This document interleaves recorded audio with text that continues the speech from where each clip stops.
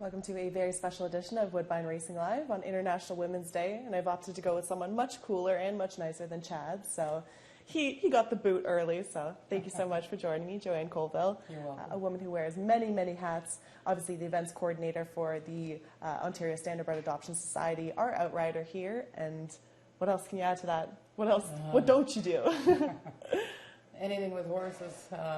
I'm a director for COSA, the Central Ontario Standardbred Association. Recently retired Standardbred Canada director. I had a 9-year tour of duty, so I'm on a mandatory step down right now. Must enjoy a little bit of the time away, a little bit time to wind down a little bit, but still super busy, of course. Yes.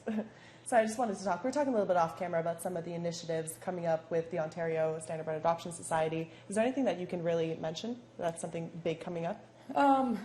I don't know if we have anything big coming up after the big Breeders' Crown Charity Challenge that we were lucky enough to win. That sort of catapulted us into a very strong slow season. Typically right now we would have our online stallion auction, which just concluded. It was very well received. With the Breeders' Crown Charity Challenge, we unveiled a new logo, a new website. We've taken on a lot of new horses, and the momentum is strong right now. We're going to do a chocolate fundraiser for Easter, and we're gearing up for our outside rides, and hopefully, weather permitting, April the 5th, we'll start with the horses going out on the different events to get exposed to people that aren't in the harness industry. Obviously, you guys do fantastic work at taking horses that are done their racing careers and placing them where they seem fit. Where is the common place that horses end up going after the racing careers are done? I try to stay out of that end of it because it's not one I like. A lot of them become buggy horses. Some show, some are just vehicles for the Mennonites. It's probably not the lifestyle they all want to. We can't save them all, unfortunately, but we try to make a big dent, and I'm open and available for anybody to call me, and we will do what we can to help anybody. So we try. You always do a fantastic job. So good news, because we're a little bit grim at a certain point with a topic like that, but State of Play, a horse that your partner, Jack Moisiev, you recently won with on Thursday, and there was a family affair happening in the winner's circle, which we have a B-roll clip of that, of course, and like to show that. I noticed you guys right away, you and your daughter Emma, of course, two notable ones.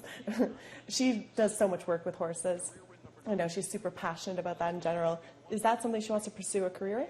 Emma right now has her sights set on becoming a veterinarian, which I'm highly encouraging. The horses she loves, but she can fall back on that and do that as a hobby, and I'd like to see her be a vet, and she certainly does carry the passion, and you know, she was brought up in it, and she understands the workload and the hours, and she just loves it. So for you, it was always something you knew you wanted to do, was working with horses? I was going to go to Guelph and pursue being a vet, and I took a year off. I thought I had a rough high school, and I was lucky enough to land a job at Standardbred Canada, and once I got the regular paycheck, I stayed, and from Standardbred Canada, I came to Woodbine here in the Media and Corporate Communications Department, and then Emma came along, and the rest is history. But I enjoy what I do. I'm working with the horses that have given to me my whole life, so I don't really have any complaints. You were talking about some of the horses, most notably a couple of them that sometimes misbehave during the post parade, and you were talking about hopefully we can get some clips of a certain particular horse. There's a few. Croft Bay will test us out again tonight. They're not bad. They like their pony and they behave on the pony. So Croft Bay, Hemi Sealster, PL Idaho. There are a few right now, week in and week out, that we help. So. Coincidence, most of them are males. Sure. Might be a big fan. Well, thank you so much for all that you do, of course, and thank you so much for all you do on a nightly basis, of course, with COSA and with OSAS. Thank you very much. When we come back, we're going to be showing an interview with Nancy Tachter and have Natasha Day. All right.